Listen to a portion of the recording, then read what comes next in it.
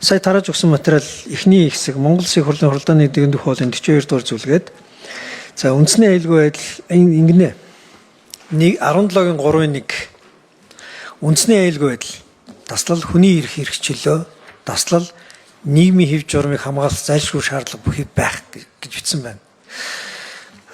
Концепцид бид 2015 оноос хойш эрүүгийн хууль дээр хүртэл ингэж бичиж байгаа. Нийгмийн хэв журам гэдэг энэ ойлголтыг нийтийн гэдэг үгээр нь бичиж байгаа.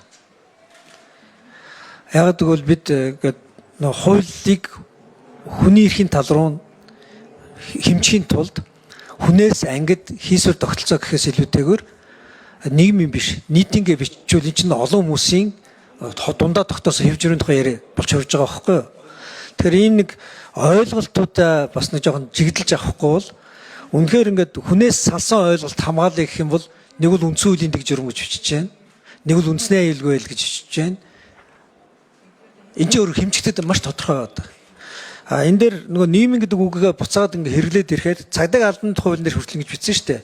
Нийтийн дэг журам, нийтийн хэв журам гэдэг ойлголтуудыг бичиж байгаа. Нийтийн аюулгүй байдал гэж бичиж байгаа. Тэгэхээр энэ нэр томьёоны иймэрхүү юмнуудаа бас ингээд засахгүй бол бид чинь сая улсын хурал дээр улсын хурлын стратеги төлөвлөгөөгөө баталчихсан. Хүний эрхийг тойрно, хүн төвтэй хууль тогтоомжийг боловсруулж батлана гэдэг ийм нэг зорилт тавьсан.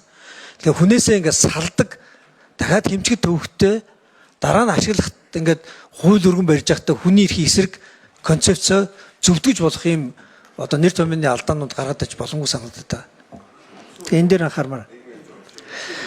Үндсэн хуулийн дээр үндсэн хуулийн дэг журам гэж байгаа.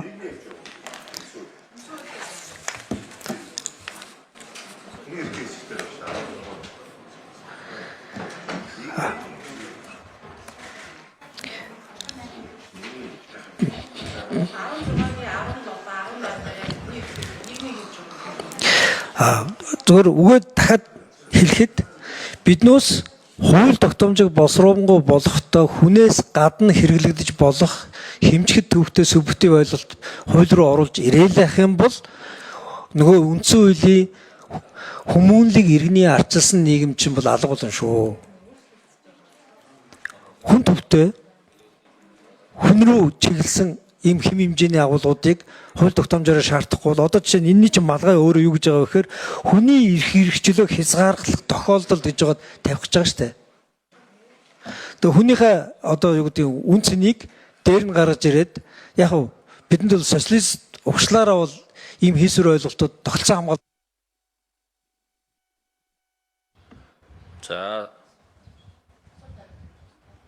За Тэмүүжин гишүүний асуултанд Номжим гишүү ажлын хэсэг ахлагч. За Тэмүүжин гишүүний асуултанд хариулъя. 17-гийн 3 дээр яг энэ хүнсний аюулгүй байдал хүний эрхчлөө нийгмийн хэв журмыг хамгаалах зайлшгүй шаардлага бүхий байх ёстой гэдэг одоо хүний эрхийг хязгаарлагатай тавигддаг үндсэн хуулийн болон олон улсын бидний нэгдэж орсон Грек конвенцийн үндслийг бол бичиж байгаа. Тэгээ нэр томьёоны хувьд нийгмийн хэв журам биш нийтийн хэв журам гэдэг үг рүү яваач гэдэг юм хэлж байгаа шүү. Гэхдээ бид үндсэн хуулийг харах юм бол үндсэн хуулийн 16 буюу хүний эрхтэй холбоотой хэсэг дээр 16-гийн 17, 18 энэ дээр яг хүнийхээ эрхийг одоо хязгаарлахдаа аюулгүй байдлыг хангах нийгмийн хэв журмыг хамгаалахын тулд зөвхөн хуулиар хязгаарлаж болно гэдэг энэ үндслүүдийг үндсэн хуулийн нэр томьёо болгоод оруулсан.